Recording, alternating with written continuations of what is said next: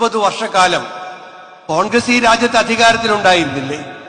അപ്പോൾ നിങ്ങളുടെ ആരുടെയെങ്കിലും അടുക്കളയിൽ വന്ന് നിങ്ങൾ പാചകം ചെയ്ത ഭക്ഷണം പാത്രം അതിന്റെ അടപ്പുയർത്തി നോക്കി അതിൽ എന്താണ് പാചകം ചെയ്തിരിക്കുന്നതെന്ന് ചോദിക്കാൻ ഇന്ത്യയിൽ ആരെങ്കിലും മുതിർന്നിട്ടുണ്ടായിരുന്നോ?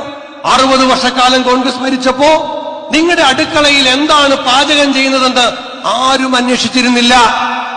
നിങ്ങൾ ധരിക്കുന്ന വസ്ത്രത്തിന്റെ അടിസ്ഥാനത്തിൽ നിങ്ങൾ ആക്രമിക്കപ്പെട്ടിരുന്നില്ല.